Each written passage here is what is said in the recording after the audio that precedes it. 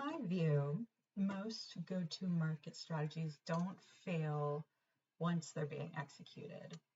Actually, it's more like they're failing before any execution really happens. They don't fail because of the sales team specifically. They don't fail because of a messy marketing campaign.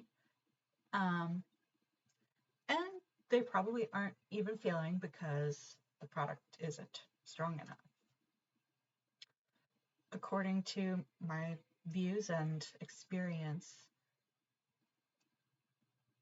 go-to-market teams and strategies are running into problems basically a long time before any execution really starts to happen. Hopefully this is a gap that I'm currently filling with the category dispatch newsletter and this podcast. It's something that's not talked about quite enough. So I'm hopefully today going to be filling some of that white space because it's an invisible set of issues. So we're going to be talking about some tricky stuff in getting a new product out there, specifically around pipeline problems. So maybe we're not seeing these issues apparent in dashboards. And it won't really be apparent until the product is really strongly in a moment of being scaled. And when it's being introduced to its communities in a hyper-growth way.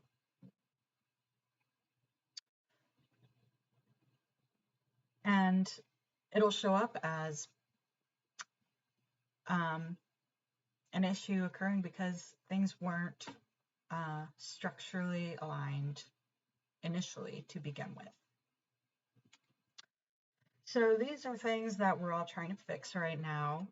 Conversion rates, velocity, pipeline velocity, clarity, narrative clarity, and positioning. These are things we're all trying to fix, and that's great. My view is that the fixes to this start pretty early on, right around conception of the idea.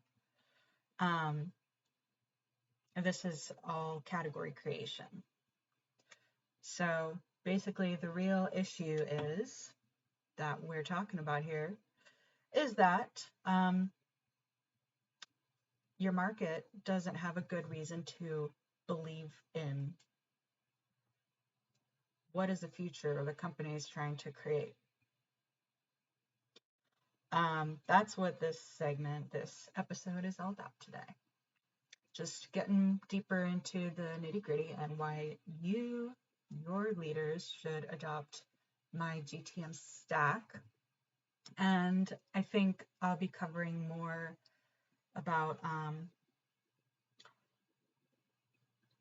the second and third layer of the GTM stack. And if you're not familiar with that yet, or you're new, across my platforms, I've introduced my Leah Block GTM Stack framework as a fix to some of these problems. And my visual is for free. It's on LinkedIn and in my newsletter as well. Let's get started. So my angle around all this stuff, go-to-market, market architecture, sales, communication, is very much anchored in buyer psychology, as I studied in NC State while studying organizational communication. And I'll bring a lot of that angle in. And I think it's something a lot of us can benefit from. So zooming out, with that said, I think looking at growth, as a major goal for AI deep tech organizations. A lot of the strategy is coming in a little too late and not in the right place. So this might look like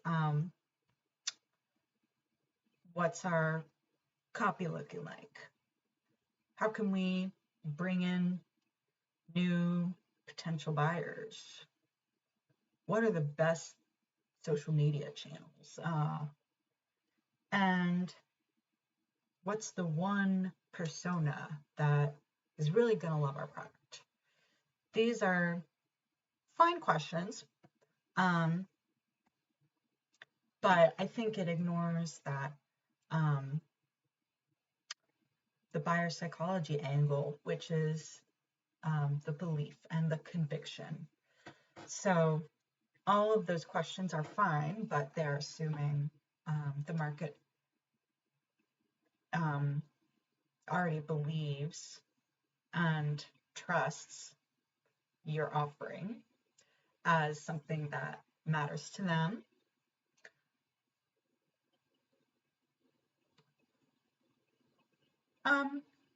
In a lot of cases, they don't yet. That belief and conviction is not really established. So adding a new social media channel or changing your brand style guide for copy might not be as effective as taking it a few steps back and asking this question.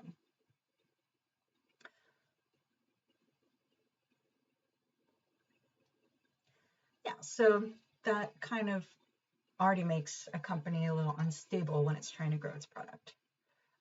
It's kind of like optimizing traffic to a store that hasn't really convinced its community why it exists at all. How is there going to be traffic to your store if people don't think it's an important addition to themselves and their neighbors? So the result of that and rushing in and skipping this category creation aspect is gonna make marketing look pretty bad. It's gonna make marketing teams feel like they are not doing their jobs. They're not converting. It's gonna bring in low quality leads, and founders are definitely going to feel lost in this. And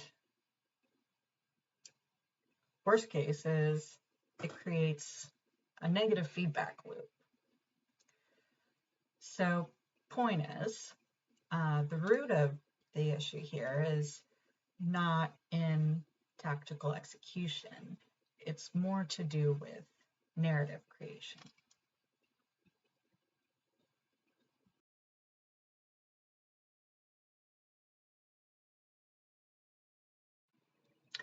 The fun thing about what I'm doing and thinking about and creating frameworks around is that I'm connecting dots that people haven't necessarily connected yet and bringing disparate ideas together.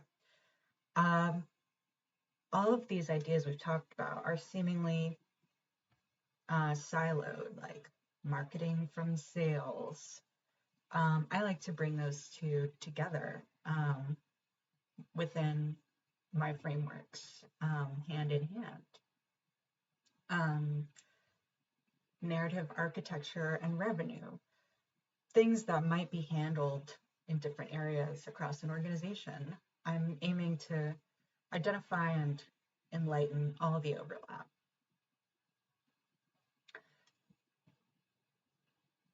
So you'll hear me a lot referencing the GTM stack. That's just the nickname for how I'm organizing my new Leah Block GTM Stack framework. There are a lot of layers to it, but I want to focus on the two that are connecting belief systems with revenue systems, which I'm so excited to do. So layer 2 and 3 are called the inevitable future frame and the revenue architecture frame, respectively. So the one in the middle, there's only 3 layers, is all about collective belief and collective conviction. The revenue architecture layer, layer 3, is all about systems. I'd say a lot of companies are trying to build all crazy without connecting these layers and are really, really focused on layer 3. So that's putting all their efforts into getting leads, generating revenue without clear structure, without necessarily earning the belief that goes into all of that.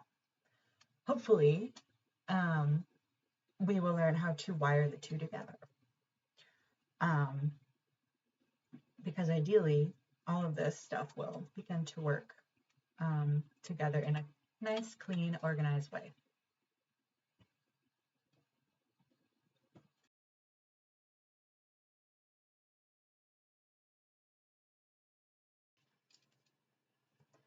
To keep things simple, let's just discuss this thing layer by layer. Layer 2 is what I call the inevitable future frame. This is where you stop describing your product and start defining the future your buyer feels that they are already moving toward. This becomes a lot about that conviction and belief that we touched on earlier.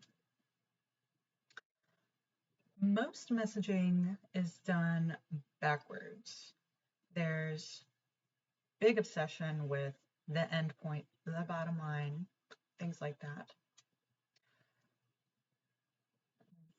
In this case, messaging starts to blend together and it sounds something like, here's what we built, here's what it does X, Y, and Z, here's why our product is better than your product. The key thing here is that buyers aren't buying better or better than. Buyers are actually buying inevitability. Buyers are buying sense that this is where things are headed. I should do something to get on board and adapt, or else I'm going to be the odd one left out. That's what this layer is all about. It's all about forming that conviction and belief in the buyer. It's not really about forcing or exaggerating. It's more so about articulating it clearly enough so that the market can see their identity in it, so that they can recognize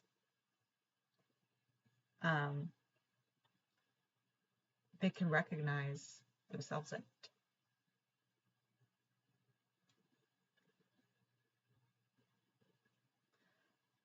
So this stuff's pretty deep, but in practice, layer 2 of the GTM stack has a few different components.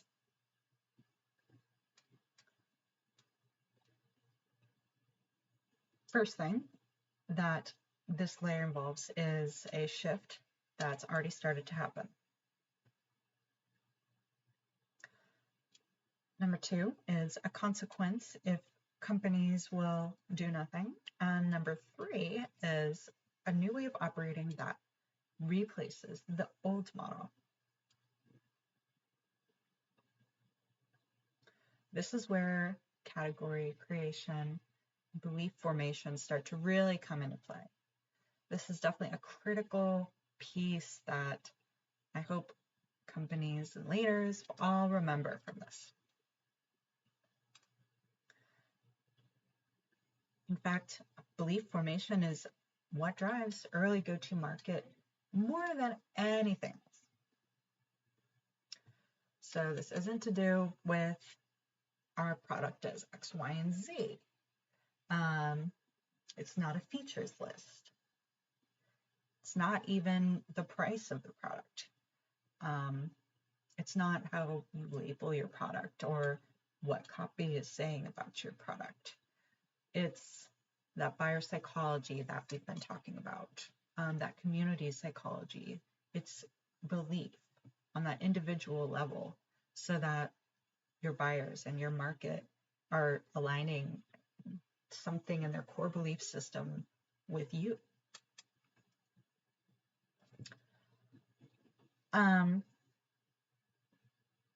There are some issues in these areas. Things are out of order. Old models are not really doing the best that they can in this new age. So here's where organizations, AI companies, and deep tech organizations are not meeting the mark. So most companies are not defining a clear future scenario. They describe product improvement and adaptations. A market is not gonna resonate with that, and they're gonna feel the difference.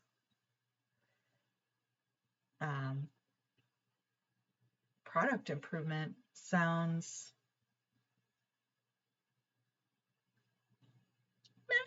it sounds optional, but shift in the future, that is where everything starts to sound inevitable or unavoidable.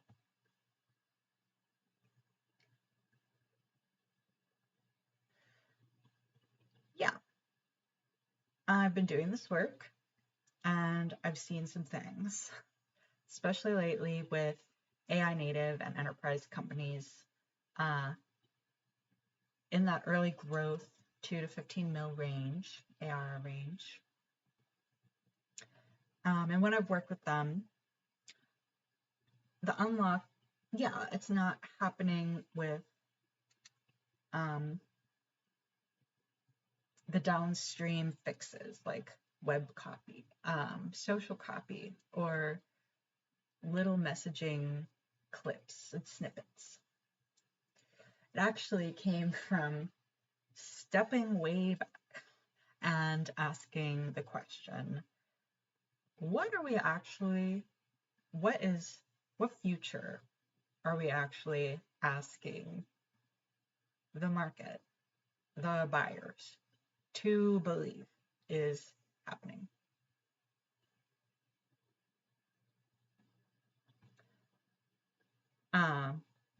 In a lot of cases, there's no answer to that.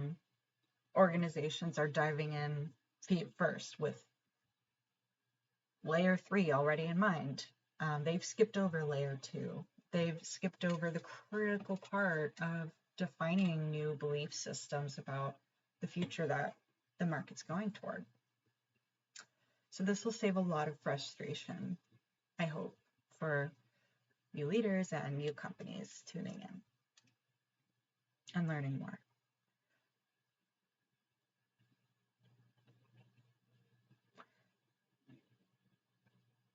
So what this leaves is siloed offerings that should really be aligned, siloed organizations that should be aligned, siloed product narratives that must come together in this stack, in this way that I've outlined. So there is a product, in my experience, demand, and buyers. There's active customers, but not a belief structure that made their product and their success and their scaling feel like an inevitable thing. So that leaves a lot of, it creates sort of a negative feedback loop. So kind of some chaos. So where do we put our energy and efforts in this situation if we don't adapt or adopt some new methods? And seeing a lot of just push for demand instead of aligning things together.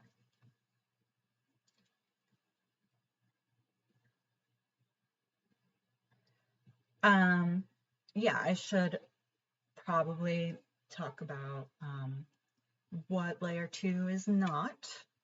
We like to say what it is and what it is not. Someone might hear this and think, okay, so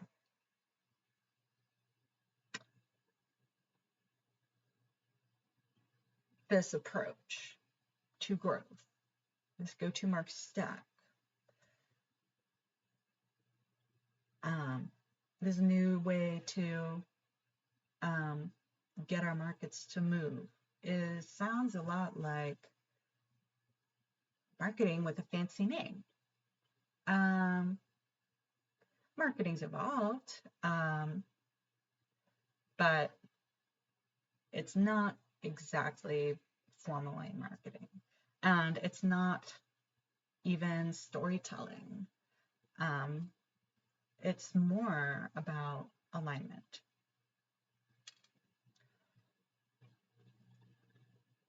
Right. It's about reducing the psychological distance, the cognitive distance between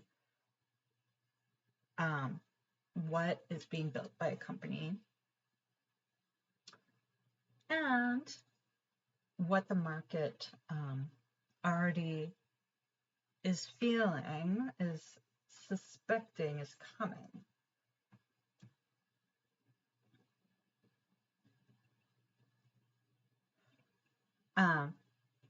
Yeah, so it's really just about closing some of these gaps, closing some psychological and cognitive gaps so that the buyer really sees an alignment with themselves and the product. The market is aligning themselves with the future you're promising and creating.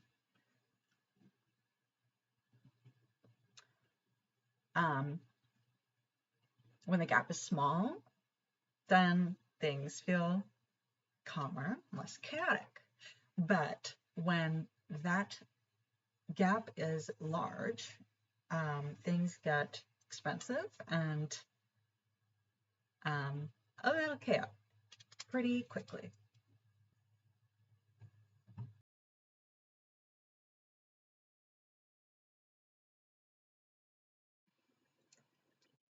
So hopefully this is all starting to sink in a bit. There are nuances and layers, of course, and I think that's why we're just going to keep spending and dedicating more time to learning all this together and feeling it out together. So even the belief formation, layer 2, in itself it's important, but it's not self-sufficient. If the market is aligning with its belief in the future that you're creating, that alone is not gonna create your revenue. Yeah, you can have a great CMO who creates a wonderful narrative, and there can still be issues with conversion. I definitely see that.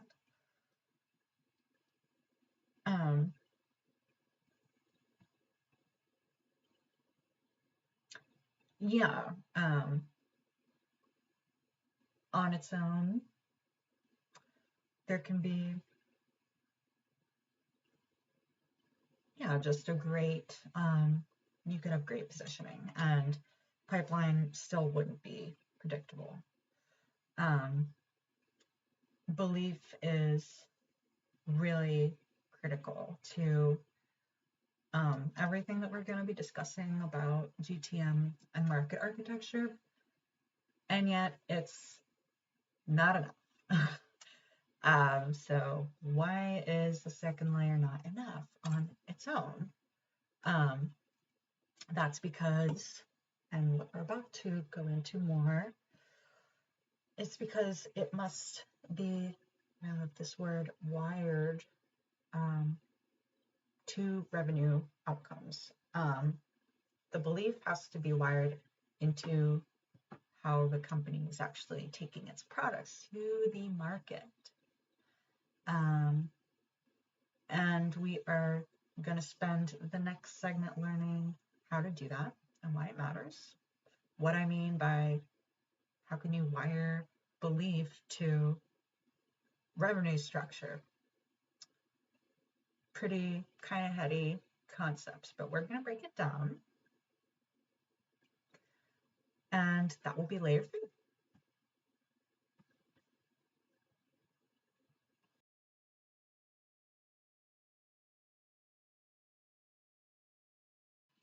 Now we get to discuss revenue. And this is where everyone gets excited. We're gonna go into our next layer of the Leah Block GTM Stack, which is revenue architecture. That's what it's called.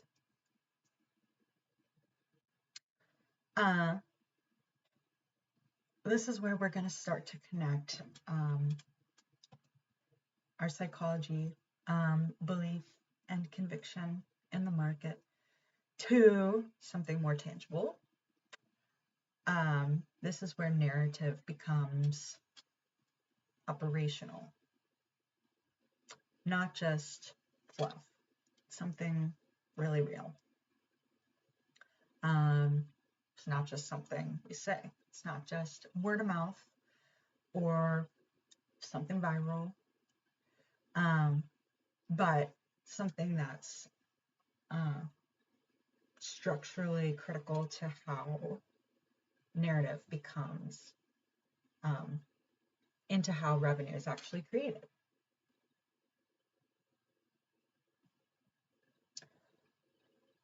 So if the layer before this is what, if the main question around layer 2 is what future are we asking our market to believe in, then that makes this layer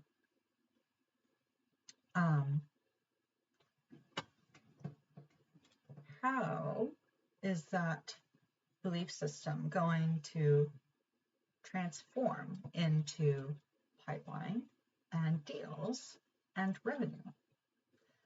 All these fun things that a lot of us really enjoy.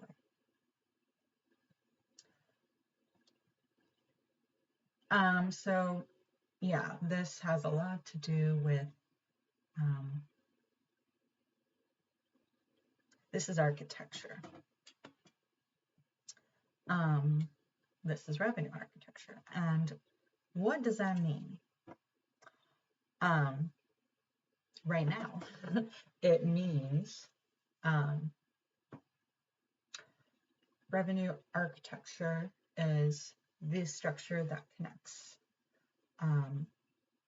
ideal customer persona definition, messaging, sales motion, funnel design, content strategy, outbound strategy, and onboarding and expansion.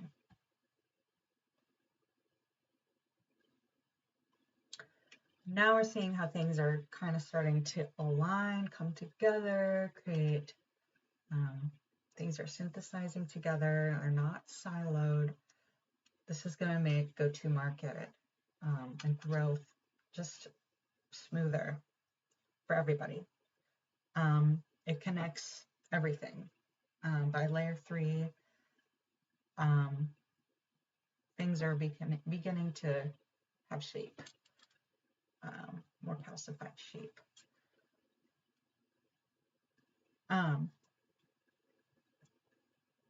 Yeah, so the key here is that, kind of like what I just said, it's not that we have all these things, this tidy list, but it's that there's a glue lining them together under a single narrative logic.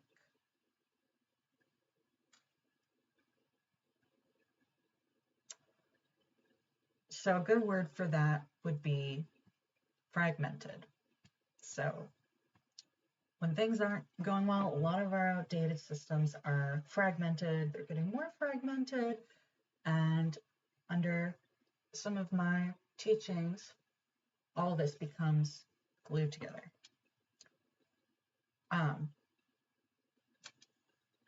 As I kind of mentioned, the silos, marketing is telling a story over here. Sales is telling a different story over there. Product is telling a different story.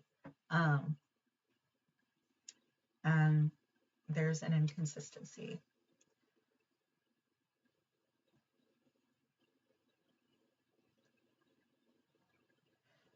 So what's it going to look like when that alignment is succeeding? When this layer 3 of revenue architecture is really starting to come together. What is that going to look like? Okay, we'll look out for these 4 things. ICPs are not just demographic. They are belief aligned. Messaging doesn't just describe your value, it reinforces the future narrative, the future frame. Sales calls or sales touch points are not introducing ideas, but deepening something that the buyer already has, a belief in them. And pipeline is going to become less random. So pipeline will start coagulating in clusters. And ideally, everything will kind of reinforce everything else. Yeah, I don't want to make it sound perfectly easy, but it should reduce a lot of friction and start to feel a lot more effortless once these ideas are embedded in.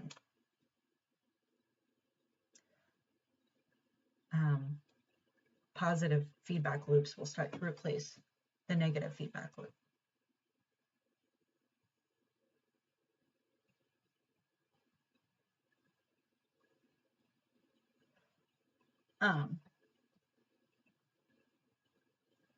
Yeah, because if we're working with fragmented go-to-market old strategies, that there will be negative feedback loops everywhere. And examples like one I just mentioned will not be aligned. There will be friction among them. But this framework is trying to turn that on its head and replace the negative loops with the positive ones. This is where I've seen some of the most measurable shifts in go-to-market performance. When companies align their narrative structure with revenue motion, even just minor tweaks, the effects are great, are outsized. Personally, earlier on in my days of doing this work, I've seen how a minor tweak in these models can lift mid-funnel conversion, going up to 10-15%. And that's a great step. And it's not magic. And nothing about the product itself is changing. But the system of go-to-market starts working for itself and stops working against itself.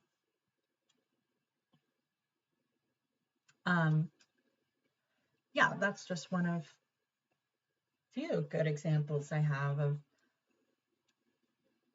how when this new framework starts becoming adopted, there are just wonderful gains waiting to happen. 2 and 3 are both about just taking a step back from the strategy currently being used to grow your organization, your product, your AI tool, and asking about how are we connecting these seemingly invisible buyers out there and the invisible beliefs that they hold to our success.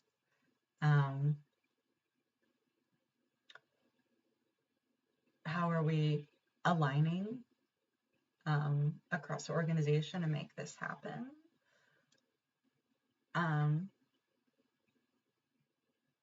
Is the identity of the buyer, can they see themselves, can the market see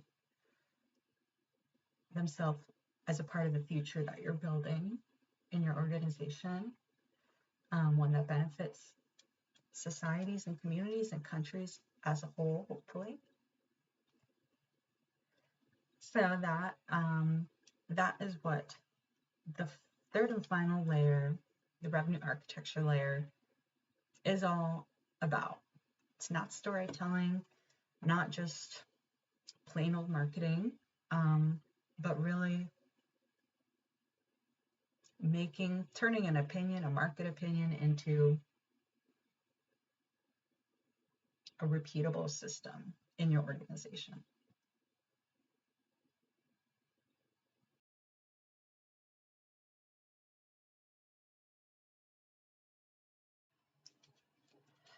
Back in episode 1, I left you guys with a guarantee that there'd be one major takeaway from every episode. Definitely hope that there are more, but I can guarantee one. So let's just get into that, and let's just zoom out again for our final synthesis of what we've learned. We've got 3 layers of the Leah Block GTM Stack. Layer 2. This is about making the future feel inevitable. I think the key word here is feel, because layer 2 is all about belief structure in the market. So that's buyer psychology, it's individual psychology, it's community psychology. So the question around it is, what does the market need to believe about the future we're creating? And the third layer, layer 3, is about making that inevitability operationally executable. The final layer becomes about more so revenue architecture, revenue structure, turning what belief systems have formed prior in layer 2 into those deals, into new investment, into new clusters of the market latching on and aligning materially. There's a lot of struggle currently because companies are trying to scale very quickly without investigating these segments. They're jumping to layer 3, trying to explode it without earning their place in layer 2. What is it looking like in practice? It looks like running ads without a core belief structure. It looks like building outbound sequences and decks without narrative framing. And it looks like hiring an entire new sales team, basically dumping a lot of money into, with a lot of assumptions, and hiring a new sales team that isn't fully aligned with the future that your product's selling into. And finally, it looks like optimizing conversion without fixing the reason people believe in it in the first place.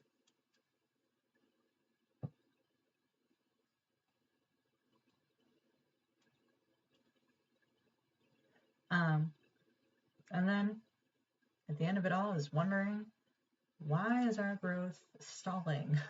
And why is it so unpredictable?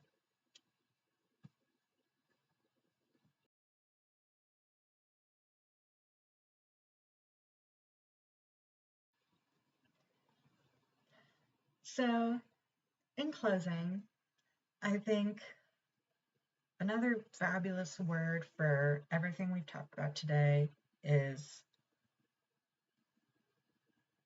coherent. The layers of the GTM stack we went over, 2 and 3, are all about coherent systems. That is basically the core idea I want to leave viewers today. I also want to leave you with most go-to-market strategies aren't failing because of the execution. They are stalling and not meeting the mark because the market was never given a coherent reason to believe. So if there's more focus on the upstream, more focus on the belief system that already is there in the market, and your belief system around how your product is molding a future. Basically nailing layer 2, then after that, to follow layer 3 is going to stop feeling like a constant battle of optimization. And it's going to feel a lot more like amplification. It's going to feel a lot more like organic growth. and it won't feel super forced.